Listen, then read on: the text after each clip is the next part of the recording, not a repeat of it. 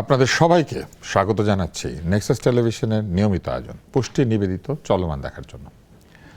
আজকে একটু অন্যমনস্ক, একটু ভিন্ন একটা অনুভূতির মধ্যে আছি, কেননা তিনজন অতিথি আজকে, এটা একটি কারণ। আরেকটি হচ্ছে এই তিন অতিথির মধ্যে দুই অতিথি আমার বিতর্কের সঙ্গী, আমার ছোট ভাই বিতর্কের।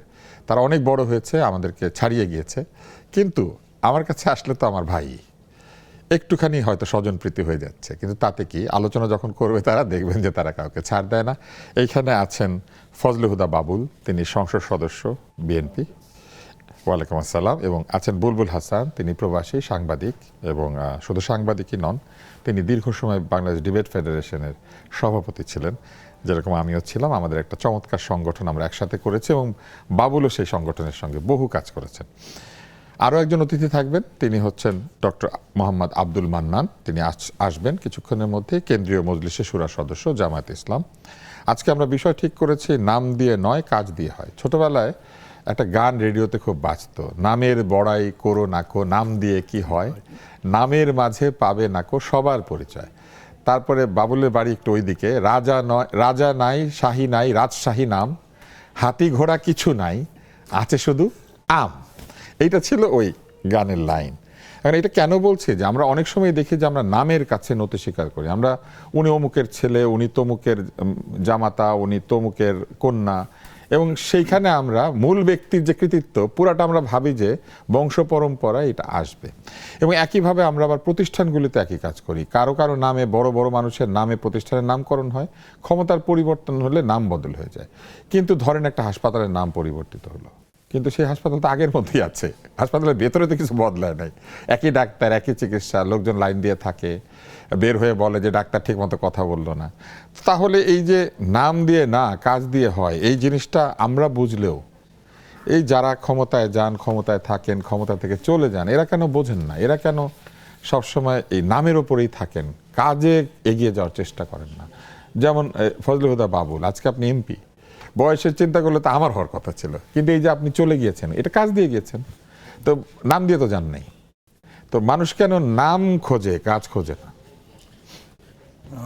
সব মানুষ খোঁজে না, কিছু কিছু মানুষ খোঁজে, মূলত বেশিরভাগ মানুষই খোঁজে। আপনি যদি ওই সাহিত্যের ইয়েতে আমরা বলতাম যে আগে যখন স্কুলে যখন নামকরণের সার্থকতা কি এটা নিয়ে যখন আমরা লিখতাম, তখন আমরা একটা কোড ইউজ করতাম, ওয়ার্ডসওয়ার্থ বলেছেন হোয়াটস ইন এ নেম। হ্যাঁ, আবার আরেকজন বলেছে beautiful name is better than wealth. So এটা অনেক ধরনের কথা আছে, কিন্তু কথার শেষে কিন্তু কথা যতই থাক, কথা কিন্তু কাজেরই হতে হবে, এবং কাজেই কিন্তু মানুষ বেঁচে থাকে। আপনি নজরুল বলেন, রবীন্দ্রনাথ বলেন, শেখ মুজিবুর রহমান বলেন, এবং আপনি মহাত্মা গান্ধী বলেন, জওহরলাল নেহরু বলেন, শেরেবাংলা ফজলুল হক বলেন, এমনকি মোহাম্মদ আলী জিন্নাহ বলেন, শহীদ প্রেসিডেন্ট জিয়াউর রহমান বলেন, ম্যাডাম খালেদা জিয়া বলেন, সবাই কিন্তু কাজেই বেঁচে আছেন, নামে বেঁচে নেই। নামে আমরা অনেক দেখেছি, যেটা হসপিটালের কথা বললেন, মূলত আমাদের দেশে হয় ব্রিজ, হসপিটাল, আপনার মনে আছে যেখানে মানুষ যায়, জনগণের ব্যবহারের জায়গাটা, এরশাদ আর্মি স্টেডিয়াম মনে আছে। তো এই যে এই জিনিসগুলো যখন হয়, আবার আমরা যখন দেখি দেশের বাইরেও অনেক সময় কিন্তু জর্জ ওয়াশিংটনের নামে আছে, আবার মহাত্মা গান্ধীর নামেও আছে, জওহরলাল নেহরুর নামেও আছে, বদলায় না। আবার আপনি দেখবেন, তো আমি এই জায়গাতে এই জন্যই বলছি যে যখন কোনো বরণীয় স্মরণীয় মানুষের নামে, কীর্তিমান মানুষের নামে সত্যিই রাখা হয়, তখন সেটা যুগ যুগ ধরে থাকে। আর আপনি যখন যেটা যোগ্য না, কিন্তু ওটাকে আপনি নিজেকে বড়াই করতে চাচ্ছেন, সেই নামটা থাকে না। তো কাজেই কিন্তু দিন শেষে আসলে নাম থাকে না, কামটাই থাকে। মানুষ কি কাজ করে, মানুষ কি রেখে যায়, এটা আমাদের যদি আমাদের ধর্মীয় দিকেও যদি আমরা বলি, আমরা এই দুনিয়ায় যা করব, আমার এরপরে ভালো কাজগুলো আমার সাদগায়ে জারিয়া হবে। কিন্তু আমি যদি একটা খারাপ কাজ করি, আমি একটা নাম করলাম হসপিটালের, যেটা বললেন যে হসপিটালের ভিতরটা তো চেঞ্জ হয় না। তো হসপিটালের ভিতরটা আমরা কিন্তু মানে কোয়ালিটেটিভ কোনো কাজ নিয়ে কথা চিন্তা করি না, আমরা স্ট্রাকচার নিয়ে চিন্তা করি। আপনার অ্যানেস্থেশিয়ার ডক্টর আছে কি না, আমরা এটা ভাবি না। আমরা ভাবি না যে গাইনি ডক্টর আছে কি না, আমরা ভাবছি না। কিন্তু আমরা ভাবছি না যে স্কিনের ডক্টর আছে কিনা, আমি ভাবছি আমার একটা হসপিটাল আছে কিনা। সো এই যে আমাদের থট সেই প্রসেস, হসপিটালের নামটা কার নামে? নামটা কার নামে হচ্ছে, এই যে থট প্রসেস, আপনার একটা ভিডিও দেখলাম হাম নিয়ে, এটা একটা বিশাল বিষয়। আজকেও 3 জন মারা গেছেন হাম নিয়ে, তো এটা প্রায় 960 জনে হয়ে গেল। এটা আপনি এই ব্যাপারে আপনি খুব সোচ্চার, কিন্তু আমাদেরও কিন্তু কান্না পাই যে শিশু তো আপনারও আছে, আমরাও অনেকে বাবা হয়ে গেছি, অনেকে আমরা কিন্তু এই জিনিসটাকে ভবিষ্যৎ প্রজন্মের কাছে যে মা শিশুটা হারাচ্ছেন, কিন্তু আমরা তো আমাদের পুরনো ব্যবহারই থেকে যাচ্ছি। আসল জায়গাতে ভূত না খুঁজে আমরা ভূত খুঁজছি আলোতে, ভূত তো পেতে পাবো অন্ধকারে। আমি ওইটাই বলতে চাচ্ছি। আমি আসবো আবার আপনার কাছে। এরই মধ্যে আমাদের একজন অতিথি যুক্ত হয়েছেন, ডক্টর মোহাম্মদ আব্দুল মান্নান। আপনার নাম এরই মধ্যে আমি ঘোষণা করেছি, আমি শুনেছি দেরিতে আসা আপনি 2 বার ঘোষিত হলেন। আপনার কি মনে হয় না আপনি সরি হবেন কেন? আমাদের শহর এখন এইরকমই, আমরা সময় দিলে সব জায়গাতে সময় মতো পৌঁছতে পারি না, এবং না পৌঁছানোর সব ধরনের কারণ থাকার পরেও যে আমরা পৌঁছতে পারি না, তারপরও পৌঁছানো উচিত। এটা একটা কঠিন কাজ। আমরা কথা বলছিলাম যে নাম দিয়ে না কাজ দিয়ে হয়। আমাদের বাংলাদেশে কিন্তু আমাদের প্রায় একটা প্রবণতা তৈরি হয়ে গিয়েছে, আমরা সবকিছুকে নামকরণ করে দেই। আমি যাকে পছন্দ করি বা যাকে শ্রদ্ধা করি বা চাই আমার নেতার নাম থাকুক, আমরা সেইভাবে নামকরণ করি, তারপরে নাম বদলাই, কিন্তু প্রতিষ্ঠানটার কোনো উন্নয়নে আমাদের কোনো মনোযোগ নাই।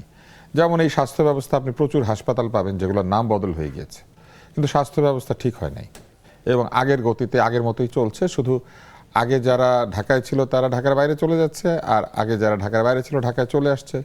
আগে যারা প্রফেসর হতে পারে নাই তারা এখন প্রফেসর হচ্ছে, আর এখন যাদের প্রফেসরের মতো অনেক যোগ্যতা আছে তারপরে হতে পারছে না, এবং একই নিয়মই চলছে। তো এই যে নিয়ম বদলায় না নাম বদলায়, তাহলে বদলানোর তো কথা ছিল নিয়ম, বদলানোর কথা ছিল কাজ। এটা কেন হচ্ছে না? আপনারা অভিযোগ করেছেন যে দলীয়করণ হচ্ছে, কিন্তু এটাই বা বন্ধ হবে কিভাবে? আপনারা ক্ষমতায় গেলে কি দলীয়করণ করতেন না? আপনারাও কি দলের বাইরে কারো কথা চিন্তা করেন? জি, আপনাকে ধন্যবাদ। সহ-আলোচক যারা আছেন সবাইকে ধন্যবাদ।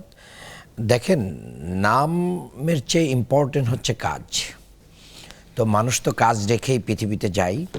আমি যদি ছোট করে বলি, তাহলে আমরা যে সমস্ত নেতাদের আদর্শ দেখে এই দলে এসেছি বাংলাদেশে, তো সেই জায়গাগুলোতে আমরা এটা দেখেছি যে আমাদের দলের ইন্টারনাল কোনো জায়গায় আমরা অধ্যাপক গোলাম আজমের নামে কোনো কিছুর নামকরণ করা হয়েছে এটা আমি দেখি নাই।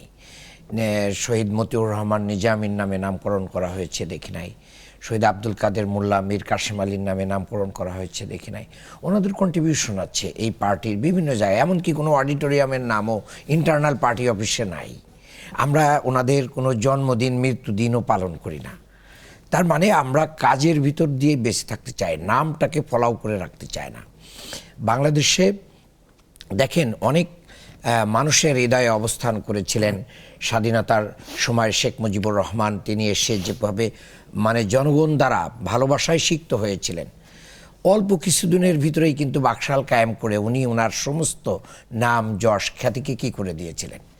ঠিক একইভাবে 21 বছর পরে ক্ষমতায় এসে ওনার কন্যা প্রথমবারের মতন চেষ্টা করেছিলেন, তখন নাম নিয়ে লড়াই করেন নাই, কিন্তু সেকেন্ড টার্ম যখন এসে একটানা 15 বছর 16 বছর ক্ষমতায় থাকলেন, এই সময় বাংলাদেশের সমস্ত জায়গায় মানে উনি আর ওনার পরিবারের নামে ভরে গিয়েছিল। এই যে নাম দিয়ে দখলের যে একটা রাজনীতি, এটা ওনারা করেছেন বাংলাদেশের বিভিন্ন জায়গায়। আমি যখন হজে যাই 2011 সালে, তো আমার সবচেয়ে ভালো লাগার একটা দিন, আপনি জানেন যে আরাফার ময়দানে দোয়া কবুল হয়, মানুষ দাঁড়িয়ে হাত উঁচু করে দোয়া করে ওই দিন। সূর্য যখন মাথার উপরে যায় ঠিক সেখান থেকে শুরু হয়, সূর্য অস্ত পর্যন্ত দোয়া কবুল হয়। এই যে প্রচণ্ড মরুভূমির ভিতরে, মাঠের ভিতরে মানুষ দাঁড়িয়ে থাকে, ওই জায়গায় কোনো গাছ হয় না। বাংলাদেশের একজন প্রেসিডেন্ট, শহীদ প্রেসিডেন্ট জিয়াউর রহমান, উনি যখন গিয়েছিলেন তখন উনি ওই জায়গায় গাছ লাগানোর প্ল্যান করেন এবং বাংলাদেশ থেকে নিম গাছ উনি নিয়ে ওখানে লাগান, এবং সৌদি আরবের লোকেরা এটাকে জিয়া ট্রি বলে। দেখেন, উনি একজন মানুষ, ক্ষুদ্র একটা দেশ বাংলাদেশ, এখান থেকে নিয়ে ওনার পরিকল্পনা ওখানে বাস্তবায়ন করেছেন। সৌদি আরবের প্রতিটা মানুষ আমার কাছে মনে হয়েছে ওনাকে একটা আলাদা সম্মান মর্যাদা দিয়ে রাখে, কিন্তু তো উনি নামকামের জন্য এটা করেন নাই, মানবতার কল্যাণের জন্য করেছেন। ওখানে ওনার নামে কিন্তু কোনো চত্বর বা কোনো কিছু নাই, বাট ওনার নাম কিন্তু মানুষ স্মরণ করে। এই সরকার এসে কী করলো, জিয়া আন্তর্জাতিক বিমানবন্দর সারা পৃথিবীর বিমানবন্দরের ভিতরে ছিল, মুছে দিলেন। মানুষের হাজার হাজার সেটাই তো কোটি টাকা প্রশ্ন, মুছে চলে- দিয়ে কি- এই যে মুছে দেওয়ার মুছে দিয়ে তো আর মুছে বিমানবন্দরের দেওয়ার উন্নতি হয় এখন নাই। মুছে মানে যখন আপনি সর্বত্র করে ফেলেন তখন এটার পরিবর্তনটা আশু তো এই মোছামুছির হয়ে যায়। সংস্কৃতি থেকে আমরা হ্যাঁ, বেরোতে পারছি না কেন? পরিবর্তনটা আশু হয়ে যায়, না হলে এখানে মানুষের প্রতি ইনসাফ তৈরি হয় না। সেই পরিবর্তনের পরে আবার ধন্যবাদ পাওয়ার উপযুক্ত এই সরকার এসে কিন্তু এই শহীদ প্রেসিডেন্ট জিয়াউর রহমানের নামে এই বিমানবন্দরের নাম করে নাই। কোনো স্কুল কলেজ মাদ্রাসায় অফিসে প্রধানমন্ত্রী বা প্রেসিডেন্টের ছবিকে বাধ্যতামূলক করে নাই। তো এই যে সংসদেও বিসমিল্লাহ দিয়ে দিয়েছে, কালিমা দিয়ে দিয়েছে, সংসদে কিন্তু প্রশ্ন উত্তরে আসছিল যে আমরা তাহলে এটা চেঞ্জ সংস্কৃতির করতে কিন্তু একটা চাই। বদল হচ্ছে না যে তা না, কিন্তু যে জায়গাটা আপনি প্রশ্ন তুলেছেন ওই জায়গায় আমি মনে করেছিলাম আপনার সাথে একটা টক শোতে নতুন মন্ত্রী হওয়ার আগে কারা হতে পারেন, কোথায় পরিবর্তন আসতে পারে, এটা নিয়ে আমরা আলোচনা করেছিলাম যে হ্যাঁ কয়েকটা সেক্টরে আসতে পারে। তো আপনি স্বাস্থ্য খাত নিয়ে কথা বলেছিলেন যে আমিও মনে করেছিলাম যে মনে হয় হবে, কিন্তু কই আমরা তো দেখলাম কারোর পরিবর্তন হলো না, আরও কিছু লোকের প্রমোশন হলো, এক মন্ত্রণালয়ে 2 জন প্রতিমন্ত্রী হলো। তো আবার একজনের শুধুমাত্র পদত্যাগ করেছেন এবং সেখানে রাজনৈতিক উপদেষ্টা হিসেবে নিয়োগ পেয়েছেন তথ্য মন্ত্রণালয়। এছাড়া আমরা দেখছি না যে কাউকে সেখানে কি করা হচ্ছে। তবে কাজটা খুব ইম্পর্টেন্ট। এখনো পর্যন্ত কোনো মন্ত্রণালয় মানুষের সামনে আস্থার জায়গা তৈরি করতে পারেন নাই, বিশেষ করে জ্বালানি, তারপরে হচ্ছে গ্যাস, তারপরে হচ্ছে দ্রব্যমূল্য, আইন শৃঙ্খলা এবং স্বাস্থ্য। কিছু অভিযোগ এসেছে, কিছু সমালোচনা এসেছে, আবার কিছু প্রশংসাও করেছি। কিছু প্রশংসাও এসেছে। হ্যাঁ, বুলবুল হাসান, আপনি দীর্ঘদিন ব্রিটেনে থাকেন। গণতন্ত্রের যে জন্য যে দেশগুলিকে মনে করা হয় আইকনিক, যেমন গণতন্ত্রের সূচনা কোথায় বলে এথেন্সে, আবার বলে যে দীর্ঘস্থায়ী গণতন্ত্রের উদাহরণ কি, তখন চলে আসে যে সেটা যুক্তরাজ্য। যদিও তারা আমাদের উপর অনেক অত্যাচার করেছে, কিন্তু এখন আমরা সেখানে থাকি, আমরা সেখান থেকে অনেক কিছু আনিও। আপনি একটু বলবেন কি যে আসলে এই যে নাম পরিবর্তনের সংস্কৃতি আমরা কিন্তু ছোটবেলা থেকে দেখে আসছি। 5 বছর দেখি একটা নাম থাকে, 10 বছর থাকে। গত সরকার অনেকদিন থাকাতে প্রায় 15-16 বছরও টিকেছে নাম। তারপরে আবার নাম যেখানকে যাওয়া সেখানে চলে যায়, আবার বদল হয়ে যায় বা অন্য একটা নামকরণ করা হয়। কিন্তু আমাদের তো কোনো কিছু বদলায় না। এখন এই না বদলানোর একটা বড় জায়গায় যে কয়েকদিন আগে আমরা দেখছি একটা হত্যাকাণ্ডের খবর এসেছে। রংপুরে ইয়াবা সেবনে বাধা দেওয়া একে একে 4 জনকে হত্যা করেছে 2 ইয়াবা আসক্ত ব্যক্তি। তো ইয়াবা তো বন্ধ হচ্ছে না। হ্যাঁ, আমরা এমপি বদল হয়েছে, বদি নাই, কিন্তু ইয়াবা তো বন্ধ হয়নি। গয়েশ্বরচন্দ্র রায় কিন্তু বলেছেন সংসদেই যে বদি নাই কিন্তু বন্ধ হচ্ছে না, আশপাশে আরো কেউ আছে। আচ্ছা, তো বদি নাই কিন্তু তারপরেও তো ইয়াবা আছে। তো এই যে শেষ হয় না আমাদের এখানে কোনো কিছু, এটা কেন হয় বলে আপনার মনে হয়? আর ওই আমাদের তো বিতর্কের পুরনো স্মৃতি আছে, অনুষ্ঠানের কোন একটা জায়গায় আমরা এটা নিয়ে কথা বলবো, বিতর্ককে উস্কে দেবো আমরা বিতর্ককে উস্কে দেবো। আমরা তো টক শোতে তাই করি, বিতর্ককে উস্কে দিই। ধন্যবাদ, ভালো লাগছে আপনাকে এবং বাউল ভাইকে একসঙ্গে পেয়ে। বিতর্কের যে দীর্ঘ যাত্রা, সেই যাত্রায় তো আমরা ছিলাম। কাজে আমার মনে হয় যে এই আলোচনায় যে সমালোচনাগুলো হবে যুক্তির তীর, সেটি বাউল ভাই খুব পজিটিভলি নেবেন। আর না, মান্নান সাহেব খুবই যুক্তি পছন্দ করেন এবং তিনি যুক্তিকে সহজভাবে নেন। তার কথা শুনে আমি অনেকদিন ধরে তার সাথে টক শো করি। ব্যক্তি সফট স্পোকেন। আমরা যারা সাংবাদিকতা করি বা একসময় বিতর্ক করতাম, আমরা তো একটু মানে অনেকে বলে আমরা তির্যক, ছিদ্রান্বেষী আর কি। ছিদ্রান্বেষী না, আমরা একটু তির্যক, কারণ আমরা জানি 5 মিনিটের মধ্যে শেষ করতে হবে। তবে আপনারা নিরপেক্ষভাবেই বলেন, এটা আমরা বিশ্বাস না, করি। আমরা চেষ্টা করব। আচ্ছা, প্রথম কথা হচ্ছে নাম নিয়ে। দেখেন, পশ্চিমে মানে বিশেষ করে যুক্তরাজ্যে গত 21 বছরে আমার থাকার যে অভিজ্ঞতা, সেটি বলে যে যে কোনো নামকরণের ক্ষেত্রে একটা খুব ডিফাইন্ড ক্রাইটেরিয়া থাকে। ধরা যাক একটা হসপিটালের নাম, একটা ওয়ার্ডের নাম হচ্ছে নাইটিঙ্গেল ওয়ার্ড। হ্যাঁ, তো সেটা কি ফ্লোরেন্স নাইটিঙ্গেল নাকি পাখি নাইটিঙ্গেল? হ্যাঁ, এবং সেটি কেন এই ওয়ার্ডের নামকরণ করা হবে, সেটা কিন্তু একটা লজিক্যাল মানে কি বলে যে গ্রাউন্ডিং থাকে, মানে আপনাকে ওইটাকে প্রতিষ্ঠিত করতে হবে, স্ট্যান্ডার্ড থাকে যে নামকরণের উপযুক্ত হইতে হবে, তারপরে তার নামে নাম হবে। অ্যাবসলিউটলি। কিংবা ধরেন ব্লুবেল ওয়ার্ড, হ্যাঁ, তো এটা ডিফাইন। তো আমার কাছে যেটা মনে হয় যে আমাদের বাংলাদেশে ধরা যাক একটা সরকারি হসপিটালের একটা ওয়ার্ড বা হসপিটালেরই নাম যখন করা হবে, সেটা ক্রাইটেরিয়া কি আমি জানি না যে সেই ক্রাইটেরিয়া সেট করা আছে কিনা। যদি থাকে তাহলে সেই প্রসেস মেনে কি জিনিসটা হয় নাকি উপর থেকে কেউ চাপ কোনো ক্রাইটেরিয়া নাই, কর্তার ইচ্ছায় কর্ম হয়, প্রশ্নটা করা দরকার। সরকার ঘোষণা করে দেন এটা অমুকের নামে করে দাও, হ্যাঁ, এই অথবা প্রশ্নটা- কেউ খুশি করার জন্য Absolutely। সরকারের প্রধান ব্যক্তির নামে নাম রাখতে থাকে। হ্যাঁ, তো এই প্রশ্নটি করা দরকার। এই প্রশ্নটি কারা করবে? আমরা যারা সিভিল সোসাইটির সদস্য বলে নিজেদেরকে দাবি করি, আমরা মনে করি কোনো দলের সঙ্গে, দলের স্বার্থের সঙ্গে আমরা সম্পৃক্ত নই, আমরা এই প্রশ্নটি করব। আর কারা করবেন? যারা সংসদ সদস্য রয়েছেন, দলের বিরুদ্ধে কথা গেলে সংসদ সদস্য পদ চলে যেতে পারে, এরকম কিছু ব্যাপার আমরা জানি। 70 অনুচ্ছেদ। কিন্তু তারপরেও দলের যে ইন্টারনাল ফোরামগুলো রয়েছে বা সরকার পরিচালিত হয় যে কাঠামোর ভেতর দিয়ে, নানা ধরনের নানা স্ফিয়ারে কিন্তু তাদের বসার সুযোগ রয়েছে। আমি তো বলবো যে এই অবস্থা থেকে পরিত্রাণের একমাত্র উপায় হচ্ছে যে যারা বাবুল ভাইয়ের মতো আধুনিক, তরুণ, স্বপ্নবাজ এবং যাদের মধ্যে একটা লিবারাল মাইন্ড রয়েছে, তাদেরকে এই বিষয়গুলো নিয়ে প্রশ্নের মুখোমুখি দাঁড় করাতে হবে, মানে তাদের নেতাদেরকে বা যারা এই কাজটি করতে চায়, মানে প্রতিরোধটা ওখান থেকে আসতে হবে। এটা হচ্ছে 1 নম্বর বিষয়। 2 নম্বর বিষয় হচ্ছে যে আপনি দেখেন যে যুক্তরাজ্য কিন্তু এরকম আছে যে ধরা যাক ডক্টর আব্দুল তুষারের সঙ্গে আমি কোনো একটি পার্কে হেঁটে গিয়েছিলাম। ডক্টর আব্দুল তুষার খুব বিখ্যাত একজন কবি, হ্যাঁ। তো আমার মনে হলো যে এই কবি এই পথ দিয়ে যেহেতু হেঁটে গিয়েছিলেন, এখানে একটা বেঞ্চ থাকা দরকার, যেখানে তার নামে। নাম ফলক থাকা দরকার। হ্যাঁ, এটা যারা করে। তো সেটা পয়সা দিয়ে আমি করতে পারি। কিংবা আপনার যদি সেই গ্লোবাল রেকগনিশন থাকে, সেই ক্ষেত্রে আপনি লোকাল কাউন্সিলে অ্যাপ্লাই করতে পারেন যে এই বেঞ্চ বা এই ঘরে তিনি ছিলেন, এই ঘরে একটা নাম ফলক তার নামে হবে। তো কাজেই মানে মূল পয়েন্টটা কি? মূল পয়েন্টটা হচ্ছে যে আপনি যদি প্রসেস সেন্ট্রিক হন, তাহলে এটা নিয়ে কথা বলার সুযোগ নেই, এবং বদলানোর কোনো সুযোগ হ্যাঁ, নেই। কিন্তু আপনি চাপিয়ে দিচ্ছেন। গণতন্ত্রে চাপিয়ে দেওয়ার কোনো জায়গা নেই তুষার ভাই, ভেরি ক্লিয়ার। আমরা যুগের পর যুগ ধরে এগুলো নিয়ে আলোচনা করি, এক ধরনের ডিসস্যাটিসফ্যাকশন তৈরি হয়, কিন্তু কেউ নিয়মটা আমাদের তৈরি মধ্যে- করে না। কেউ তৈরি করছে না। এটা একটা অদ্ভুত ব্যাপার, এটা দিনের পর দিন হয়ে আসছে।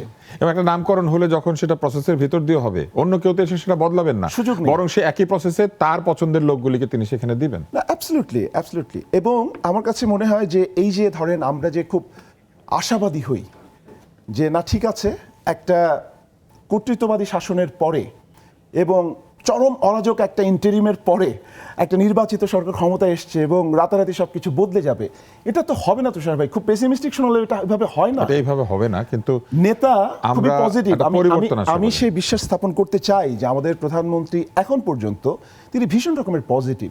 তার অনেকগুলো ছোট ছোট বিষয় আছে যেগুলোর একটা সিম্বলিক সিগনিফিকেন্স রয়েছে, যেটাকে আমি ভীষণ রকমের অ্যাপ্রিসিয়েট করি এবং আমি আশাবাদী হতে চাই।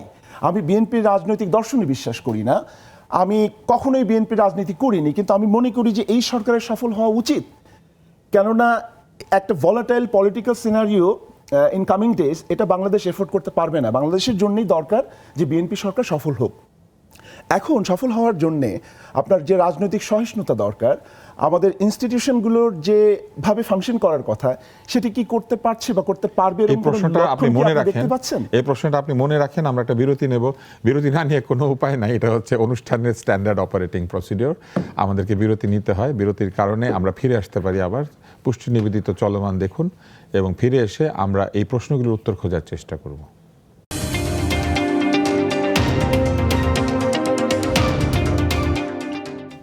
বিরতি শেষ হয়েছে, ফিরে এলাম পুষ্টি নিবেদিত চলমানে। আমরা একটা প্রশ্নের মধ্যে ছিলাম, সেই প্রশ্নটা বুলবুল হাসান করেছিলেন, উত্তরটাকে আপনি দিবেন? আমি জাস্ট এটা একটু কনক্লুশন ড্র করি। আমার মনে হয় যে উত্তরটা ওনারাই দেখ। সেটা হচ্ছে যে আমাদের দেশের প্রতিষ্ঠানগুলো কেন ডেভেলপ করে না, প্রতিষ্ঠানগুলো দাঁড়াতে পারে না, সেই প্রশ্নের জবাব ওনারা দিক। কিন্তু আমার কাছে মনে হয় যে প্রতিষ্ঠানগুলো যদি দাঁড়াতে না পারে, ধরা যাক স্বাধীন দুর্নীতি দমন কমিশন, স্বাধীন বিচার ব্যবস্থা, বিচার বিভাগ, স্বাধীন তথ্য কমিশন, স্বাধীন তথ্য কমিশন, স্বাধীন তারপরে গণমাধ্যম কমিশন একটা আমরা চাই, হ্যাঁ, মানবাধিকার কমিশন, এগুলো তো খুব ফান্ডামেন্টাল। মানে এগুলোকে যদি আপনি প্রতিষ্ঠিত করতে না পারেন বা এই বিষয়গুলোতে যদি আপনার শতভাগ কমিটমেন্ট না থাকে, তাহলে হয় কি, যখন ক্ষমতায় আমরা থাকি তখন এগুলো আমরা বুঝতে পারি না, কিন্তু যখন আমরা ক্ষমতা থেকে চলে যাই তখন কিন্তু আমাদের মনে হয় যে কই, বিচার বিভাগ তো আমাদেরকে প্রোটেক্ট করছে না, প্রোটেকশন দিচ্ছে না, আমাদের সেফগার্ডটা তাহলে কোথায়? তখন অনেকের মধ্যে একজন রিয়েলাইজেশন হয়। যেমন আওয়ামী লীগের অনেক নেতাকর্মী ইংল্যান্ডে পালিয়ে আছে, নিষিদ্ধ ঘোষিত আওয়ামী লীগ, হ্যাঁ, পালিয়ে আছে।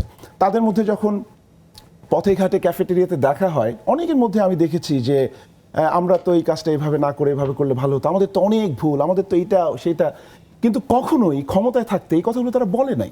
এবং কেউ বললে তাদের উপর রাগ করেছে, শত্রু বানিয়েছে এবং তাদেরকে রীতিমতো টার্গেট করে হ্যাঁ, তাদেরকে ট্যাগ দেওয়া হয়েছে।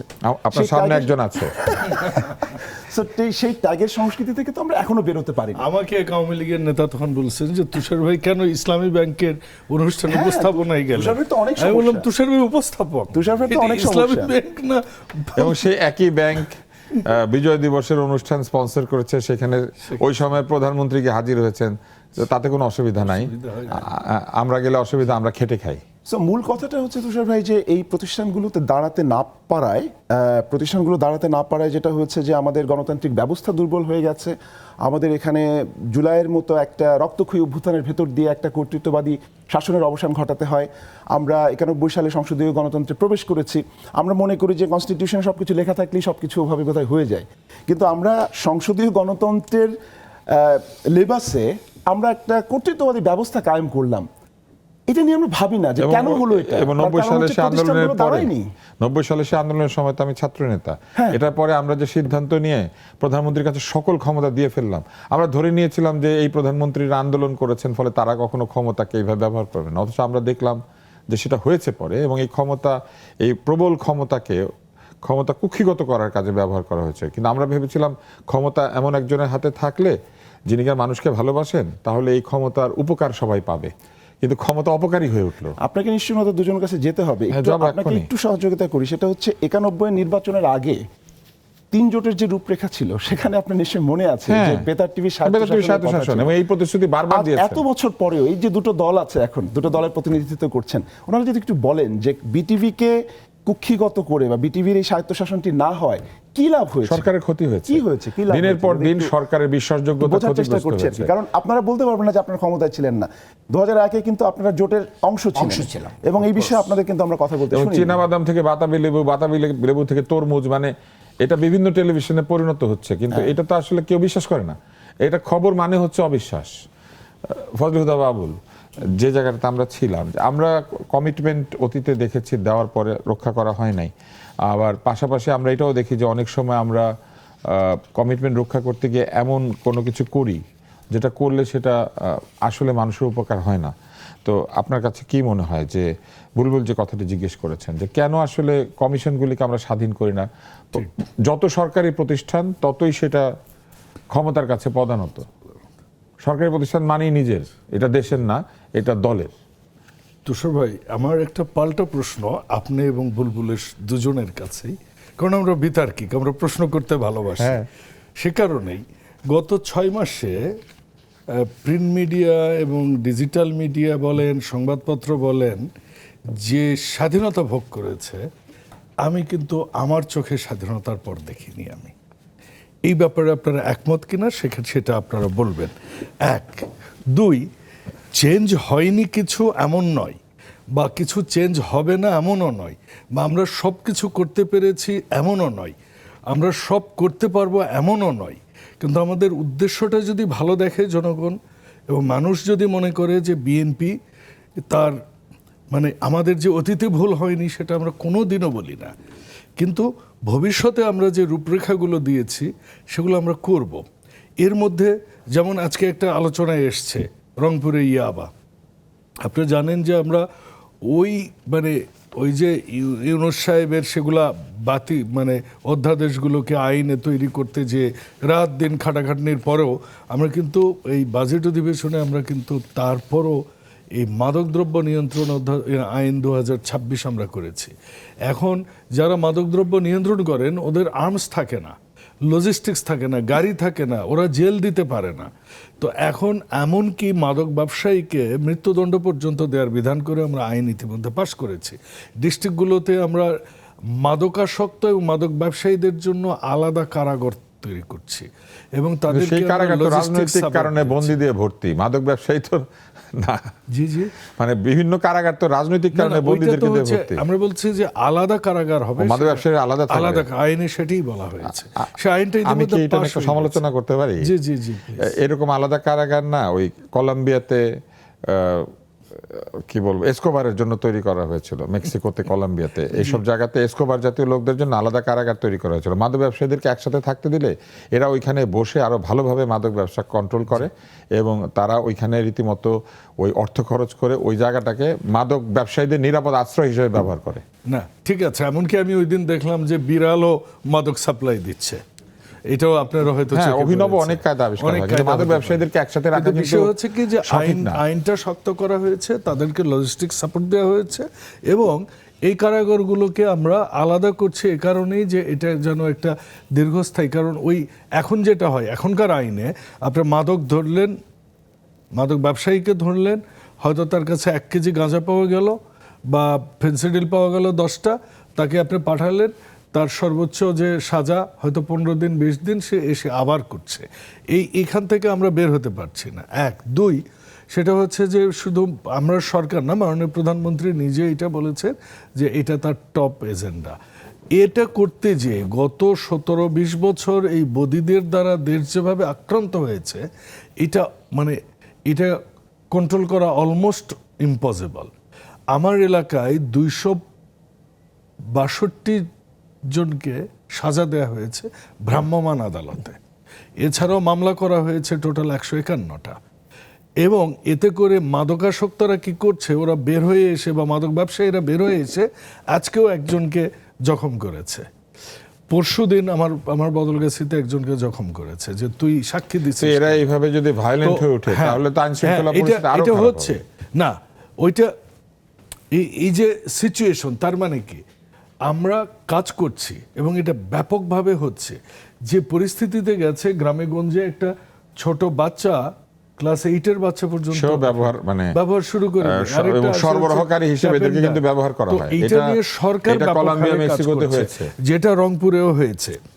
আরেকটা বিষয় যেটা আপনার মেন বিষয়, যেটা আসলে আজকে আলোচনার বিষয় হওয়া উচিত, তাত্ত্বিক আলোচনা, প্রতিষ্ঠানগুলোকে স্বাধীন করা, স্বাধীনভাবে কাজ করতে দেয়া, যেটা আপনি কোনো সরকারই তো করে না। আচ্ছা, এইটার জন্য আমরা তো করব, আমরা তো বলেছি যে আমরা জুলাই সনদের স্বাক্ষর যেটা করেছি, এটার জন্য আমাদের বেসিক কাঠামো আমাদের চেঞ্জ করতে হবে। বেসিক কাঠামো চেঞ্জ করতে গেলে আমাদের এটা যদি আমরা সংশোধন করতে যাই, এটা আমাদের 2/3 মেজরিটি লাগবে এবং সংসদে আনতে হবে। সংসদে আনার যে প্রসিডিওর, বিশেষ কমিটির আলোচনা হতে হবে, মন্ত্রিপরিষদে সেগুলো কি শুরু আসতে হবে। হয়েছে? সেই কমিটির জন্য আমরা নাম চেয়েছি বিরোধী দলের কাছ থেকে, এই অধিবেশনে হয়তো তারা নাম দেবেন। যেমন 70 অনুচ্ছেদ নিয়ে একটা ব্যাপক আলোচনা এখন এই দেশে। আপনি 70 অনুচ্ছেদের যদি কথা বলেন, বিএনপির সংসদ সদস্য কতগুলো? টোটাল 242 জন। মির্জা ফখরুল ইসলাম আলমগীর ভোট পেয়েছেন কত? 255 জন, তাই নয় কি? তো কাজেই 70 অনুচ্ছেদ অন্তত এই যারা এই নির্বাচন নিয়ে বলছেন, ওনার মতো একজন কি বলবো, গ্রামের ভাষায় বলে ভদ্রলোক, আর ভালো করে যদি বলি একজন বেড়ে ওঠা রাজনীতিবিদ, মজলুম জননেতা, যিনি এতটাই কালচার্ড মানুষ। ওনার সাথে আমি 3বার গেছি, 3বার কোনো পলিটিক্যাল আলোচনা হয়নি, কবিতা আবৃত্তি হয়েছে। সো এরকম একজন মানুষ আমাদের মধ্যে এবার প্রথমবার আসলেন, এবং যিনি শিক্ষক, গ্রামের নেতা, ঢাকা শহরের নেতা, ফ্যাসিবাদের দীর্ঘদিনের নেতৃত্বকারী, দেশ গর্বিত হয়েছে। সেটা নিয়ে আপনি 70 অনুচ্ছেদ, কিন্তু 70 অনুচ্ছেদ আমরা চেঞ্জ করছি ইনশাল্লাহ, এই অধিবেশনেই হবে। তা আমরা জনাব মান্নান আপনার কাছে যাই। একথা তো ঠিক যে অনেক কিছুই বদলাচ্ছে না। আমরা দেখতে পাচ্ছি একটা সংবাদ এসেছে, কুড়িগ্রামের ডিলারের গুদাম ভেঙে 197 বস্তা সার কৃষকরা লুট করেছে। কারণ হচ্ছে সেই ভদ্রলোক ডিলার, তিনি বরাদ্দের সার এনে আটকে রেখেছিলেন, কৃষকদেরকে দিচ্ছিলেন না। রাজশাহীতেও সারের জন্য কৃষকদের হয়রানি চলছে। ডিডিকে বদলি করা হয়েছে রাজশাহী থেকে, এবং মালয়েশিয়াতে কর্মী নিয়োগে নতুন সিন্ডিকেটের আশঙ্কা করেছে আপনাদের দল জামায়াত এবং এনসিপি, এবং সেটার কারণ রয়েছে। ওখানে একজন ভদ্রলোক আছেন দাতু আমিন। এই আমিন সাহেবের যে প্রভাব, সেটা নাকি এখনো পর্যন্ত রয়ে গিয়েছে, এবং সেই সিন্ডিকেট পুনর্গঠিত হয়েছে, কিন্তু সিন্ডিকেটের কোনো মানে সিন্ডিকেট ধ্বংস হওয়া উচিত ছিল, কিন্তু সেটা রয়ে গিয়েছে। এবং এতে করে অনেকেই ভাবছেন যে আগের মতোই লাখ লাখ টাকা দিয়ে মালয়েশিয়াতে যেতে হবে, একই ধরনের হয়রানি হবে। তো বদলাচ্ছে না তো কিছু, শুধু নাম বদলাচ্ছে। যেমন এই সংবাদটা আমি আপনাকে একটু শোনাই। 25টি বাংলাদেশি রিক্রুটিং এজেন্সির নাম প্রকাশ করেছে মালয়েশিয়া সরকারের অনলাইন ভিত্তিক কেন্দ্রীয় অভিবাসী কর্মী ব্যবস্থাপনা platform foreign workers centralised management system বা FWMS। কিন্তু মনে করা হয় যে মালয়েশিয়া ভিত্তিক এই সংস্থাটিকে প্রভাবিত করেন ওইখানে বসবাসকারী দাতু এবং তার সহযোগীরা। তো এখন প্রবলেমটা কোথায়? প্রবলেমটা হচ্ছে যে এখান থেকে জনশক্তি রপ্তানি হবে, তো সেই জনশক্তি রপ্তানিতে এক ধরনের ওপেন কম্পিটিশন না হয়ে এরকম সিন্ডিকেশন কেন হবে? 25টা, 50টা, 40টা, 100টা আওয়ামী লীগের সময় হয়েছিল। ধন্যবাদ। দেখেন, আমি বুলবুল হাসান ভাইয়েরও প্রশ্ন শুনেছি, আপনার প্রশ্ন শুনলাম, অনেকগুলো প্রশ্ন এখন আমার সামনে। আমি যদি আপনার অভিবাসন নিয়ে যদি আমরা বিদেশে আমাদের শ্রমিক পাঠানোর ব্যাপারে আমি বলতে চাই, দেখেন এটা অনেক কম টাকায় পাঠানো সম্ভব। মাননীয় প্রধানমন্ত্রী গিয়েছেন বাংলাদেশের, ওই দেশের সরকারের সাথে সরকারি দল বিরোধী দলেরও অনেক ধরনের যোগাযোগ আছে বলে আমরা জানি। সেখানে আমাদের বহু টিমগুলোও কাজ করছে যে আমাদের দেশের অর্থনীতিকে বদলে দেওয়ার জন্য অনেক কম টাকায় যাতে যাওয়া যায় সেই ব্যবস্থাটা যেন হয়। কিন্তু বিকাশ নাম্বার যদি আপনি চেঞ্জ করে দিয়ে সব কিছু করতে চান তাহলে তো হবে না। মানুষের নাম চেঞ্জ করবেন, বিকাশ নাম্বার চেঞ্জ করবেন, তো ক্যারেক্টার তো পরিবর্তন হবে না। এই জায়গাটায় আমাদের একটা বড় ধরনের চ্যালেঞ্জ রয়ে গেছে। এই চ্যালেঞ্জটা আমরা মোকাবেলা করতে পারছি না, আমাদের মন্ত্রীরা ওই জায়গা থেকে ঊর্ধ্বে উঠে পারছে না। যদি আজকে চ্যালেঞ্জ দেওয়ার সুযোগ থাকতো, কিংবা সরকার যদি এই চ্যালেঞ্জ নিতেও পারে যে এই মন্ত্রণালয়টা আমাদেরকে দেন, বিরোধী দলকে একটা মন্ত্রণালয় দেন, প্র্যাকটিস করেন গণতন্ত্রে, যে আমরা কম টাকায় কিভাবে মানুষ পাঠাতে পারি, জনগণের প্রত্যাশা পূরণ করতে পারি, আমরা প্রমাণ করে দেবো। আমাদের 2 জন মন্ত্রী ছিলেন 2001 সালে, তারা মন্ত্রণালয় চালিয়েছেন, কেউ আজও পর্যন্ত একটি দুর্নীতির কথা বলতে পারেন নাই। কাজেই ভালো মানুষ ছাড়া ভালো কিছু সম্ভব না। আমাদের যে প্রতিষ্ঠানগুলোর পরিবর্তন হয় না, তার মূল কারণ হচ্ছে মেধার মূল্যায়ন নেই, দলীয় কোটায় সব কিছু নিয়োগ। আপনার ভিসি নিয়োগ যদি দলীয় কোটায় হয় তাহলে আপনি কিভাবে মেধার মূল্যায়ন করবেন? আপনার ডিসি ইওনোকে যদি ইনস্ট্যান্ট মার খাওয়ার পরও বদলি করে দেয়া হয় তাহলে আপনি কিভাবে এটা পাবেন? আবার পুলিশ বলে আমি জাতীয়তাবাদী রাজনীতির সাথে এতদিন ছিলাম, কোনোদিন আপোষ করিনি। একজন বড় অফিসার বলেন এবং তিনি বাহবা পান। সচিবরা এখন দলীয় কারণে ব্যাপক, হ্যাঁ, অনেকে পান নাই, আবার অনেকে পেয়েছেন। দলীয় রাজনীতির সাথে যুক্ত হয়ে নির্বাচনী বডিতে থেকে পুনরায় নিয়োগ পেয়ে আপনার ইলেকশন কমিশনে নিয়োগ পেয়েছেন। এই ঘটনা তো ঘটছে। এবং যে সিটি কর্পোরেশন, জেলা প্রশাসন থেকে শুরু করে বিভিন্ন জায়গায় দলীয় নেতাকর্মীদের পুনর্বাসন কেন্দ্র তৈরি হয়েছে। এই যে একটা একচাটিয়া অবস্থান, সেখানে তার যোগ্যতা কি, তার দক্ষতা কি, তার এক্সপিরিয়েন্স কি, তার মেধা কি, তার ওই ফিল্ডে তার আসলে কোনো যোগ্যতা আছে কিনা সেটা যাচাই করা হচ্ছে না, এভাবেই দিয়ে দেওয়া হচ্ছে। এই পরিবর্তনটা কিভাবে হবে? বিরতির পরে নিশ্চয় আপনি সমাধান দিবেন। আমরা পুষ্টি নিবেদিত চলমানে ছোট্ট বিরতি নিচ্ছি, বিরতির পর ফিরে আসব। আমরা কিন্তু আলোচনাকে একটু বিস্তৃত করে দিয়েছি, এই কারণে দিয়েছি যে আসলে নাম বদলাচ্ছে, কথাবার্তা বদলাচ্ছে, অনেক সুন্দর সুন্দর কথা বলাও হচ্ছে, কিন্তু কাজের বেলায় গিয়ে আমরা দেখতে পাচ্ছি যে পুরনো সিস্টেমে খুব একটা রদবদল হচ্ছে না। যেটা নবনির্বাচিত রাষ্ট্রপতি তিনিও তার একটা বক্তৃতায় বলেছিলেন যে সবকিছু তো আগের মতোই আছে। সব যদি আগের মতোই আছে তাহলে তো আর প্রশ্ন করার জায়গা নাই, তুমি কি সেই আগের মতো আছো?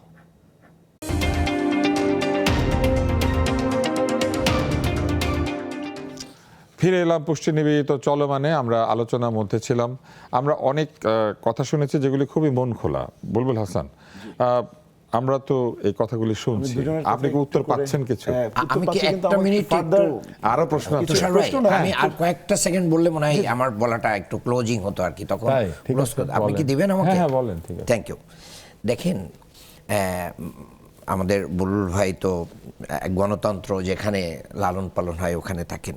ব্রেক্সিটে যখন হেরে গেল তখন কিন্তু পদত্যাগ করলো। গণভোটের প্রতি সম্মান, আজকে আমরা সেই গণভোটের সম্মানটা কিন্তু দিতে পারলাম না। সংস্কৃতির বদল হলো না। আজকে আমাদের অনেক নাম, যেরকম আবরার ফাহাদের নামে করেন, আপনি আবু সাইদের নামে করেন, মুগ্ধর নামে করেন, কেউ আপনাকে জনগণ সাধুবাদ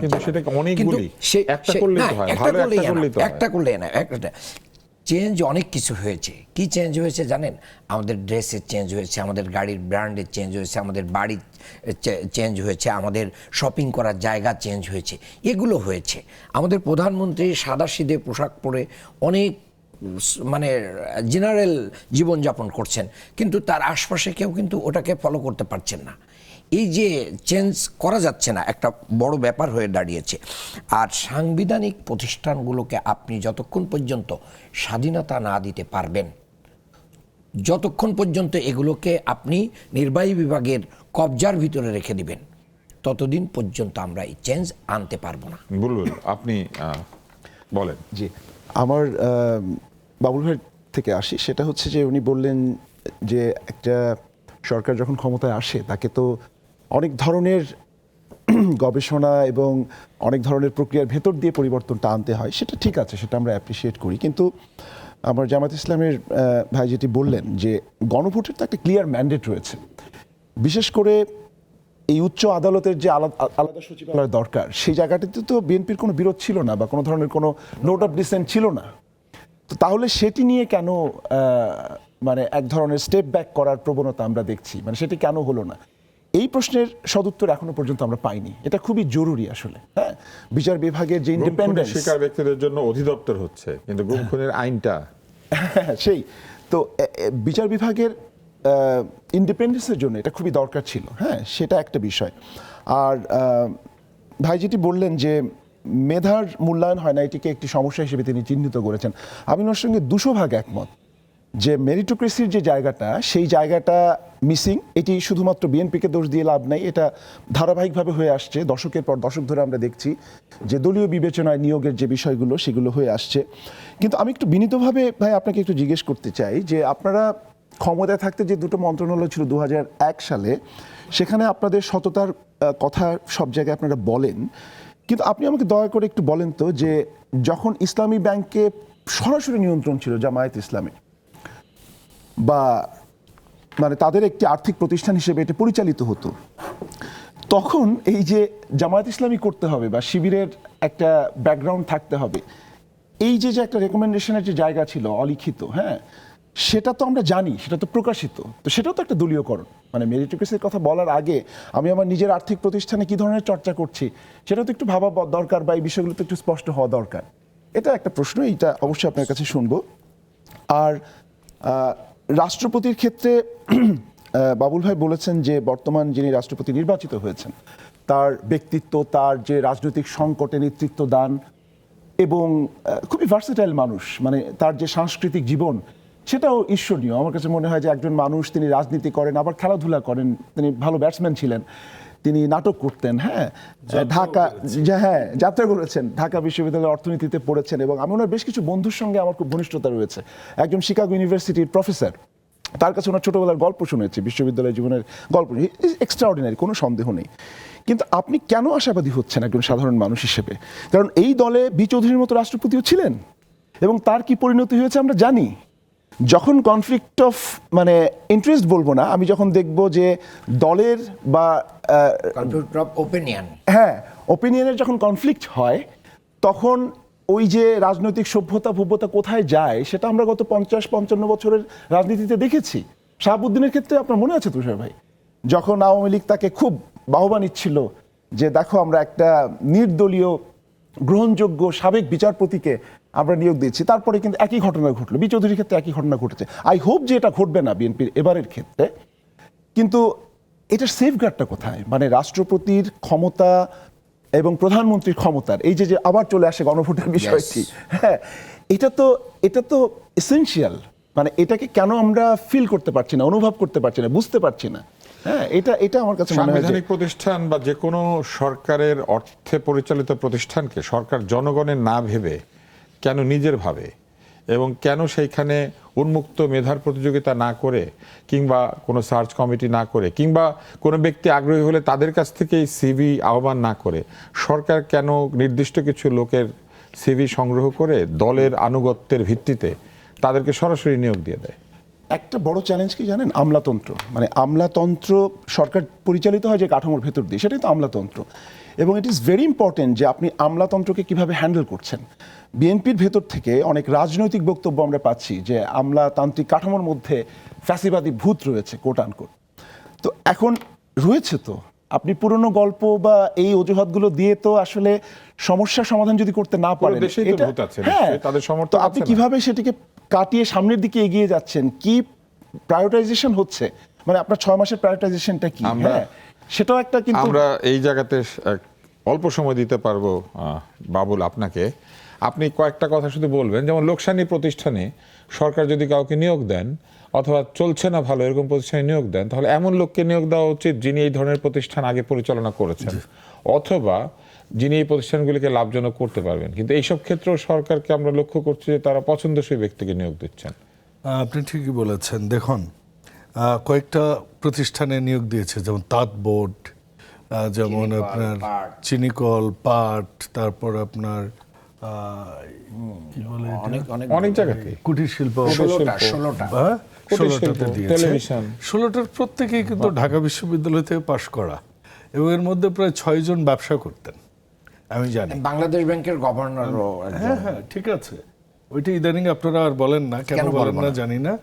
তো এই বললাম, আমি- এখন আমি মনে করাই দিলাম। উত্তরটা দিই ভাই, উত্তরটা আমি দিই। সেটা হচ্ছে, একটা দল যখন ক্ষমতায় আসে, আর বাংলাদেশের এই প্রেক্ষাপটে বিএনপি যখন এসছে, তো রাতারাতি ওনাদের কিন্তু 1 বছরের একটা চুক্তিভিত্তিক নিয়োগ দিয়েছে। এবং আপনি দেখেছেন যে, আচ্ছা তুষার ভাই, আমি কিন্তু এর আগে একটা প্রশ্ন সেটা একটা করেছিলাম, বিষয়। ওটার উত্তর পাইনি। সরকারের এই নিয়মটা খুব অদ্ভুত যে না, না, এই একজন নিয়মটা যোগ্য অদ্ভুত ব্যক্তি না। আপনি আনলেন, তাকে আবার কারণ চুক্তিভিত্তিক 1 বছরের দেখেন, নিয়োগ দিলেন। সরকার গঠন কে করে?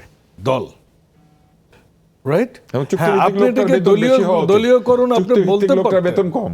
না, তুষার ভাই, আপনি এটা দলীয়করণ বলতে পারতেন যদি, হ্যাঁ, বিসিএস যে আমরা বলতাম যে তোমরা খালি ফর্ম ফিল আপ করে আইসো আর ছাত্রলীগ যুবলীগ হলে ঢোকাইতে পারবো, আপনি সমালোচনা করতে পারতেন।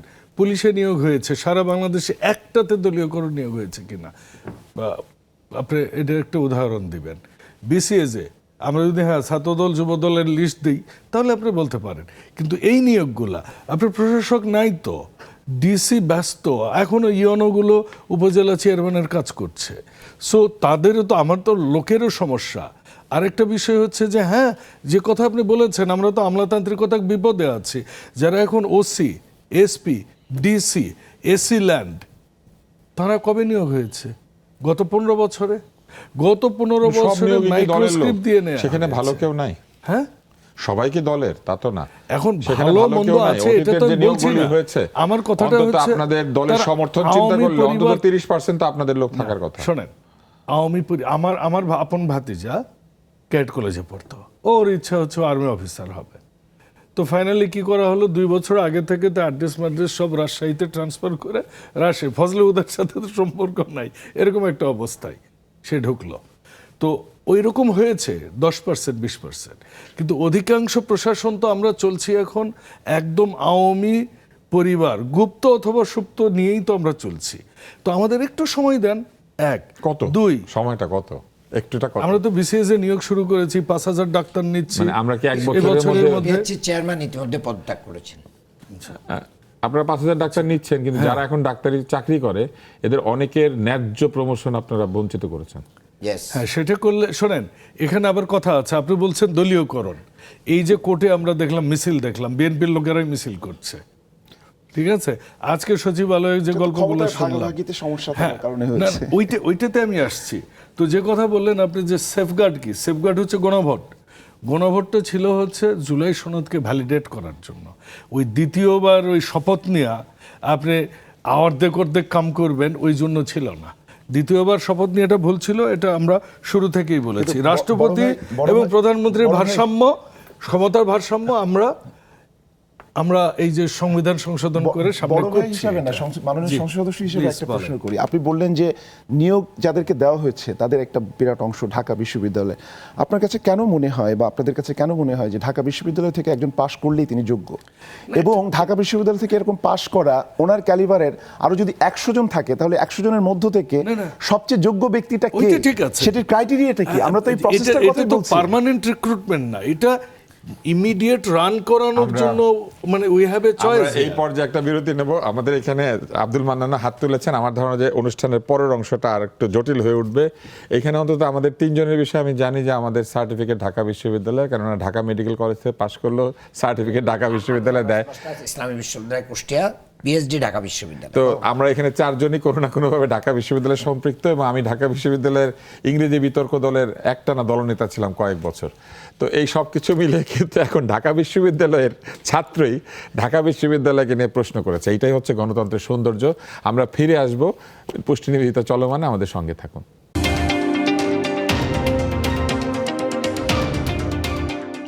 পুষ্টি নিবেদিত চলমান অনুষ্ঠানে ফেরত আসলাম।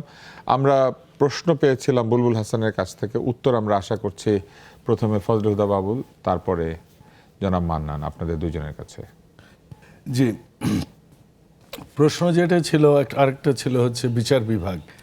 এবং আপনারা মেধার বিচারের সময় ঢাকা বিশ্ববিদ্যালয়কে গুরুত্ব দিচ্ছেন কেন? আচ্ছা, NCP-র একই অবস্থা, ঢাকা বিশ্ববিদ্যালয় নিয়ে দল বানিয়ে সব ফেলেছে, প্রাইভেট বিশ্ববিদ্যালয় সব private বাদ দিয়ে দিয়েছে। হ্যাঁ, না, আমি একটা কথা বললাম যে যাদেরকে মাননীয় প্রধানমন্ত্রী দিয়েছেন তারা তো রাজনীতি করেছেন দীর্ঘদিন মাঠে। মনে করুন আমাকে মনোনীত করেছেন, সো আমি মনোনীত হয়েছি। তো এখন আমাকে যদি এক জায়গায় বসায়, সেটা যদি অন্যায় না হয়, তো আমার সাথে যিনি রাজনীতি করেছেন, তো ওনাকে একটা জায়গায় উনি দিয়েছেন because he is the trusted person for him, যে এই জায়গাটা এই ভ্যাকুয়াম অবস্থা আছে, আপৎকালীন সময় আমি তাকে দিয়ে চালাবো। এটাই তো স্বাভাবিক। এটা শুধু বাংলাদেশে নয়, বিশ্ব। এটা কি লন্ডনে হয় না? লন্ডনে ভাই এইভাবে হয় না। এটা কি আমেরিকায় হয় লন্ডনে না? ভাই এটা হওয়ার সুযোগই নাই। যে লেবার পার্টি করেছে, এই জন্য রাষ্ট্রীয় কোনো পদে শুধুমাত্র ওই যোগ্যতায় রাষ্ট্রীয় কাউকে বসানো পদে হবে না। আর কি। এটা একটা কর্পোরেশন চালানোর জন্য। কর্পোরেশন ঢাকা বিশ্ববিদ্যালয়ের রাষ্ট্র- ভিসি থেকে শুরু হ্যাঁ, করে আপনি যদি বিশ্ববিদ্যালয়ের যে বলেন, ভিসি আপনি বলেন যে একটা দুদক- কাস্টম প্র্যাকটিস আছে এই দেশে। আচ্ছা, এবং সেটা একটা দীর্ঘদিনের প্র্যাকটিস, এটা যে 10% টোটাল রিক্রুটমেন্টের এই জায়গাগুলো তো বসাতে পারে, এটা আছে। তো সেখান থেকে, আর এগুলোতে এটা তো কোনো হচ্ছে সরকার আপৎকালীন। বসায়নি ইতিপূর্বে। এটা মজার বিষয় হচ্ছে এটা আপৎকালীন। এখন coming to the point why I said that Dhaka বিশ্ববিদ্যালয়, আমি বললাম যে এই কারণে বললাম যে আমাদের সময় তো 4টা বিশ্ববিদ্যালয় ছিল, বড় প্রতিষ্ঠান বলতে গেলে। সেখানে সে সময় ঢাকা অন্যতম বিশ্ববিদ্যালয় একটা সেরা অনন্য বিশ্ববিদ্যালয়। বিশ্ববিদ্যালয়। তো সেইখান থেকে সেই সব গ্রাজুয়েটরা এসেছে, এইটা আমি বলেছি। যেমন খালেক ভাই, এখনো তো কম্পিটিশনে আসলে সবাই এখনো ঢাকা better। বিশ্ববিদ্যালয়ে আসতে তো চায়। আমি ওই জায়গাটাতে বলেছি যে না, বেটার কোয়ালিটির গুলোই গিয়েছে, আর নেই মার্কেটে তাদের চেয়ে বেটার করতে পারবে না, এটা কিন্তু ঠিক না। এটা যে আমি এটার সাথে একমত যে তাদের চেয়ে অনেক যোগ্যতা সম্পন্ন লোক আছে। আমি যখন 2017 সালে মাননীয় চেয়ারম্যানের সাথে দেখা করি, এখনকার PM যিনি লন্ডনে, উনি আমাকে একটা কথা বলেছিলেন যে জানেন এদেশের সবচেয়ে মানে আশ্চর্যের বিষয় কি, সাউথ এশিয়ার বিষয়। বলে দেখুন, নেহেরু বংশ থেকেই রাজনীতিটা কন্টিনিউ হচ্ছে, শ্রীলঙ্কাতেও সেটা, বাংলাদেশেও এটা। আমার চেয়ে কি আর বেশি যোগ্য মানুষ নাই বাংলাদেশে? অনেক আছে, 10 লক্ষ না, 20 লক্ষ না, হয়তো 1 কোটি লোক আমার চেয়ে বেশি যোগ্য। আমি ওনার এই হাম্বলনেসটাকে আমি মনে করেছি যে ওই দিন আমি সিদ্ধান্ত নিলাম আমি চাকরিটা ছেড়ে দেবো, I will work for this person. হ্যাঁ, সো কিন্তু এটা তো গণতন্ত্রের একটা দুর্বলতা। না, আমি আসছি মানে আমার সেখানে। যোগ্যতার চেয়ে আমার কোন পরিবার থেকে আসছে, গণতন্ত্র- এটা যখন আমার কাছে কিন্তু বাস্তবতাকে তো বিবেচ্য অস্বীকার হয়, করার কোনো না, না, সুযোগ না, নাই। আমি সেটা আমাদের অস্বীকার করছি বাংলাদেশের না। মানুষ তো আমি যোগ্যতাকে সেই জায়গায় ওইভাবে আসছি। দেখে না। আমাদের একজন দরকার হচ্ছে, Let me conclude. আমাদের বঙ্গবন্ধুর মেয়েকে দরকার হচ্ছে অথবা জিয়াউর রহমানের ছেলেকে এটা তো- দরকার হচ্ছে। শোনেন, এটা তো একটা হচ্ছে গণতন্ত্রের দুর্বলতা। এটা হচ্ছে এ দেশের, শোনেন, এ দেশে মিরপুরে একসময় ডক্টর কামাল হোসেন ব্যাপক ভোটে ফেল করেছেন, হারুন মোল্লা সাহেব অনেক ভোটে পাশ করেছেন ঢাকা শহরে। তাহলে গ্রামের অবস্থা কি? আমি তো 15 বছর গ্রামে রাজনীতি করেছি, সমাজসেবা করেছি, কোনো জিন্দাবাদ, জয় বাংলা কিংবা ইনসাফ, আজাদি কোনো কিছুই বলিনি, না বইলে কাজ করছে। মানুষজন আমাকে পাগল ছাগল বলেছে। যেদিন আমি জিন্দাবাদ বলেছি ওই দিন মানুষ আমাকে সালাম দেওয়া শুরু করেছে। So he will treat this. So আমি কামিং টু দ্য পয়েন্ট যে PM এটা উপলব্ধি করেন, উনি এটা বোঝেন না তা নয়, কিন্তু দিন শেষে কি হয়, চালাতে হবে তো আপনাকে। সো আপনি যাকে চিনেন জানেন তাকে ওখানে দিয়েছেন এজেন্ডাটা দিয়ে, এবং এটা কিন্তু খুবই শর্ট টার্মের। তবে আমরা আশা করতে পারি যে এটা এক ধরনের পরীক্ষাও। এটা এই এক শর্ট ধরনের টার্মে যারা পরীক্ষা, ভালো করবেন তারা exactly. টিকবেন, আর যারা করবেন না তারা টিকবেন না। কিন্তু সেই জন্য আমাদের অন্তত 1 বছর অপেক্ষা করতে হবে, কারণ চুক্তির মেয়াদ শুনুন, 364 দিন। আস্থা রাখুন অন্তত শহীদ প্রেসিডেন্ট জিয়াউর রহমানের সন্তান, ম্যাডাম খালেদা জিয়ার সন্তান জনাব তারেক রহমানের উপর, কারণ এটা ব্র্যাকের আস্থা অ্যাপ নয়। কিন্তু এই আস্থা আমি বলছি জনগণ 12ই ফেব্রুয়ারিতে রেখেছেন, 6 মাস সময় দিয়েছেন। দেখেন উনি কোন হাম্বল মানুষ। উনি বলেছেন যে আমাদের উনি কি করেছেন, এক লাইনে বলি, উনি কিন্তু বিদ্যুতের যে সমস্যা উনি কিন্তু জনগণের কাছে দুঃখ প্রকাশ করেছেন। উনি কিন্তু চুপ থাকেনি, এটা নিয়ে পরবর্তী উনি অ্যাকশন জনাব মান্নান, আপনার কাছে কি মনে হয় আসলে কি সামনের দিকে আমরা এটার কোনো উপকারিতা পাবো, অথবা এরকমই হবে যে দলীয়করণ আরো প্রবল হয়ে উঠবে, অথবা দলের চাপে অনেক সময় এটা করতে হয়? যেমন স্বাস্থ্য বিভাগে কিন্তু আসলে ডাক্তারদের চাপে দলীয়করণ হচ্ছে। এটা এমন নয় যে সরকার চেয়েছে, বরং সরকারকে বাধ্য করছে সরকার দলীয় ডাক্তারদের সংগঠন, চিকিৎসা সংগঠন। এটা আওয়ামী লীগের সময় আমরা দেখেছি একই কাজ করতো আওয়ামী লীগের আমার অনেক সংগঠন। ডাক্তার বন্ধু আছে, আমি এটা ভালোভাবেই জানি যে আমাদের দল করার কারণেও অনেকের প্রমোশন হচ্ছে না। কেন? আমরা তো এই 17 বছরও বঞ্চিত ছিলাম, এখনো কেন বঞ্চিত রাখবেন? আর আওয়ামী লীগের সময় আওয়ামী লীগের নিজেদেরকে প্রমোশন দিত, আবার অন্যদেরকে দিত। তাহলে আপনারাও যদি এই একই কালচার আছে, তাদের আর আমাদের ভিতরে পার্থক্য কি? এই জন্য আজকে আমিরে জামাত বলেছেন যে ফ্যাসিস্টের পথে হাঁটলে আমরা কিন্তু ফ্যাসিস্ট হইতে দিব না। একই পথ আমাদের জাতি হিসেবে কাউকে হাঁটতে দেয়া। এখন প্রধানমন্ত্রী যদি একা ভালো পথে হাঁটতে চান আর সহচররা যদি তাকে অন্য দিকে নিয়ে যায়, তো উনি তো পারবেন না। এটা ওনার জন্য ডিফিকাল্ট একটা চ্যালেঞ্জ। আর গণতন্ত্রের সৌন্দর্য কি? যে সবাই মিলে আমরা কাউন্সিলে বলে দেবো তারেক রহমান বা প্রধানমন্ত্রী যেটা করবেন আমরা একমত। নো, এটা গণতন্ত্রের প্র্যাকটিস না। গণতন্ত্র সবাইকে মতামত দেওয়ার এবং সেখানে ভোটিং সিস্টেম থাকা দরকার। আমরা অনেকগুলো ব্যাপারেই দেখি যে আমাদের প্রধানমন্ত্রী, আমাদের দলীয় প্রধান, আমাদের অমুক যেটা বলবেন এটাই আমাদের ম্যান্ডেট। এটা কিন্তু গণতান্ত্রিক চর্চা হতে পারে না। আর আরেকটা বিষয়, আমাকে ভাই যে প্রশ্নটা করেছিলেন ওইটা আমি একটু অ্যাড্রেস করতে চাই। Great question. সেটা হচ্ছে ইসলামী ব্যাংক, ইবনে সিনা, আদার্স যে প্রতিষ্ঠানগুলোতে আছে সেখানে দেখেন আমি ইসলামী ব্যাংক ছিল কিন্তু একটা, হ্যাঁ অবশ্যই ওনার কোশ্চেনটা বাজারে আছে বলেই উনি করেছেন। ইসলামী ব্যাংকে পরীক্ষা দেওয়ার জন্য জেনারেল, ইংরেজি, বাংলা, তারপরে হচ্ছে আপনার মানে এই যে সাধারণ জ্ঞান, এর পাশাপাশি হালাল হারাম, কোরআন হাদিস, ইসলামী অর্থনীতি এই সম্পর্কে আরও কিছু প্রশ্ন থাকে। এই প্রশ্নটার ভাগ থাকে, আপনাকে 2 পার্টেই পাশ করতে হয়। আপনার জেনারেল পার্টও পাশ করতে হবে, ওই পার্টও পাশ করতে হবে। আমি নিজে একবার ইসলামী ব্যাংকে পরীক্ষা দিয়ে টিকি না, আমি কিন্তু শিবিরের কেন্দ্রীয় নেতা ছিলাম, আমি টিকি নাই। আমি মানে তার মানে কি আমি হয়তো জেনারেল পার্টে কি করেছিলাম, ফেল করেছিলাম। তাহলে এই যে উভয় পার্টে আসার কারণে একটা বাছাইকৃত লোক হয়, আর এখানে যে সঠিক লোক নিয়োগ হয় তার কারণেই কিন্তু এই ব্যাংকটা এশিয়ার ভিতরে, বাংলাদেশের ভিতরে শ্রেষ্ঠ ব্যাংক হয়েছে, অর্থনৈতিক ভরসার জায়গা হয়েছে, যেটা আপনাদের দলের মধ্যে এক ধরনের মেধা খোঁজার চর্চা আছে, আমাদের হাতে আর একদম সময় নেই, নাহলে আমরা আরো একটু কথা বলতাম। আমি আজকে কথা অনেক আনন্দ পাচ্ছি। বুলবুল হাসান, আপনি এই প্রেক্ষিতেও কথা বলতে পারেন, আর তার সাথে একটা বিষয় আপনাকে আমি বলতেও পারি, সেটা হচ্ছে যে অন্তর্বর্তী সরকারের সময় নানানভাবে আমাদের যে বিতর্ক সংগঠন, আমরা যারা বিতর্ককে সারা বাংলাদেশে ছড়িয়ে দিয়েছি, একটা একক সংগঠন কিন্তু এটা আমরা দাবি করতেই পারি। অন্যরা তাদের সংগঠনের কোনো সভাপতি বদলায় নাই, আমাদের 10টার বেশি সভাপতি আছে। আমাদের এইখানে আপনি এবং ফজলুল হুদা বাবুল ভিন্ন রাজনৈতিক এক ধরনের আদর্শ এবং মতামত আপনাদের আছে, কিন্তু আপনারা একই সাথে আমাদের সংগঠন করতে পেরেছেন। তো এরকম থাকার পরও আমাদেরকে নানান রকম ট্যাগিং করা হয়েছে। কিন্তু আমরা দেখলাম যে জুলাই জাদুঘরে আপনার স্বাক্ষরিত এবং আসিফ নেওয়াজ স্বাক্ষরিত একটা সার্টিফিকেট আছে। একজন শহীদ তার মা বাবা তার গুরুত্বপূর্ণ দলিল হিসেবে দিয়েছেন যে আমার ছেলেটা বিতর্ক করত। আমি আপনার কাছ থেকে এটা একটু শুনতে চাই। একটা সংগঠন আমরা তৈরি করেছিলাম 90 সালের গণ অভ্যুত্থানের ঠিক সাথে সাথে, যে সংগঠনের সকল রাজনৈতিক দলমতের লোকজন ছিলেন, যেখানে আমরা সারাক্ষণই ভিন্নমতের চর্চাকে আমরা প্রমোট করেছি। কিন্তু এখন আমাদেরকে শুনতে হয় যে আমরা এই সমাজে কোনো অবদান রাখি নাই। তাহলে ওই সার্টিফিকেটটা কি? আর বিরূপাক্ষপাল স্বাক্ষরিত প্রেস সচিবের যে সার্টিফিকেটটা, সেটাও ডিবেট ফেডারেশনে, সেটাই বা কি? তাহলে আমরা কোনো অবদান কি রাখি নাই? না, এটা খুব ইন্টারেস্টিং যে বাংলাদেশ ডিবেট ফেডারেশন বা বিতর্কের যে এই যে মুভমেন্ট আমরা তো সবাই করেছি, এটা তো একটা কালেকটিভ এফোর্ট ছিল, কালেকটিভ জার্নি।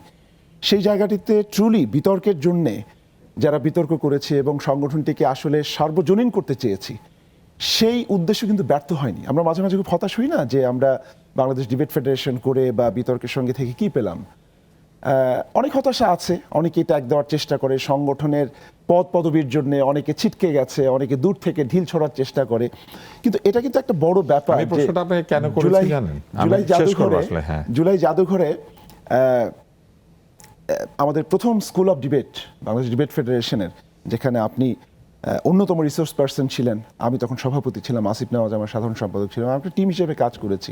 এটাকে তারা এতটাই প্রেশাস মনে করেছে যে এই যে সে গণতন্ত্রের জন্য প্রাণ দিয়েছে, একটা বাচ্চা ছেলে, বুয়েটে পড়তো সম্ভবত, এবং এটি জুলাইয়ের ঘটনা না, আগেই তিনি প্রাণ দিয়েছেন কোনো একটা সময়, এই কর্তৃত্ববাদী শাসনের অবসানের জন্য তিনি প্রাণ দিয়েছেন। এটা আপনি গুগল সার্চ করলেই পাবেন, নামটা আমি পরে বলবো কোনো একটা সময়, সার্টিফিকেট তো রয়েছে আমাদের। তারা মনে করছে যে এই যে যুক্তির চর্চা তাকে শানিত করেছে এবং অন্যায়ের বিরুদ্ধে প্রতিবাদ করতে শিখিয়েছে। আমি বিডিএফ এর প্রেসিডেন্ট ছিলাম, আপনি প্রতিষ্ঠাতাদের একজন ছিলেন, বাবুল ভাই একসময় অনেক বড় বিতার্কিক ছিলেন। এটার চেয়ে বড় অর্জন হচ্ছে যে আমরা বাংলাদেশ রাষ্ট্র বিনির্মাণে আমরা একটা কালেকটিভ কন্ট্রিবিউশন করতে পেরেছি। এটা যে কত বড় একটা আদর্শিক প্রাপ্তি, এটা আসলে বলে বোঝানো যাবে না। এবং যারা আমাদের রেহান আহসান, হ্যাঁ সেই ছেলেটির নাম রেহান, হ্যাঁ, আমরা এই জায়গাতে সেই জন্য কথা বলেছি যে চাইলে সম্ভব শুধুমাত্র মেধার ভিত্তিতে কোনো ধরনের দেশি বিদেশি। সরকারি লোক হিসেবে একটু বলি, বলেন, এবার সরকারিভাবে বিতর্ককে সব স্কুল কলেজে করার সেখানে আপনি একটা দলের লোক খুঁজে বের করবেন এবং তার হাতে সমস্ত কিছু ছেড়ে দিবেন। না, আমাকে এখনো কেউ বলেননি, এবং আমি যতটুকু জানি আরো দুজন বিতার্কিক আছেন।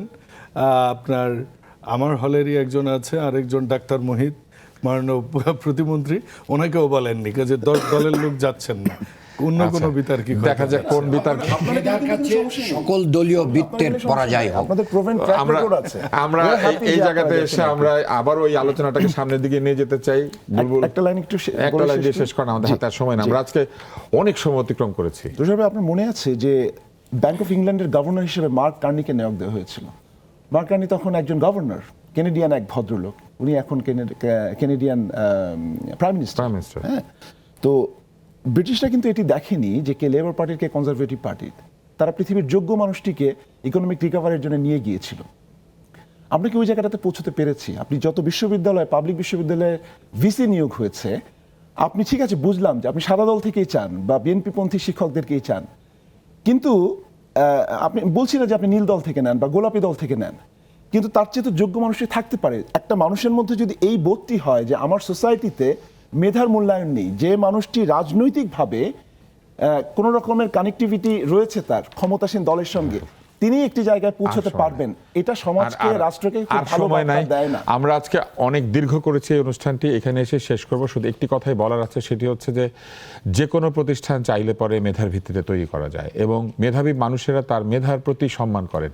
নিজের মেধাকে সম্মানিত করার জন্য তারা মেধাবী হয়েছেন। অতএব তারা তার মেধাকে অমর্যাদা করে কখনোই ভুল সিদ্ধান্ত, ভুল অঙ্ক, ভুল বাংলা লিখবেন, ভুল ইংরেজি লিখবেন, এটা করেন না। ফলে মেধাবী মানুষকে কোথাও নিয়োগ দিলে তিনি কোন দলের সেটা বিবেচনা না করে বরং চিন্তা করা উচিত এই মেধাবী মানুষটি বাংলাদেশের জন্য কি করতে পারেন। আমরা আশা করব যে স্বপ্ন আমরা অনেক আগে দেখেছিলাম 90-এর গণঅভ্যুত্থানের সময়, আমরা ভেবেছিলাম একটা মেধাভিত্তিক সমাজ হবে, সেই মেধাভিত্তিক সমাজ এখনো তৈরি হয় নাই, কিন্তু আমরা সেই আশা হারাতে চাই না।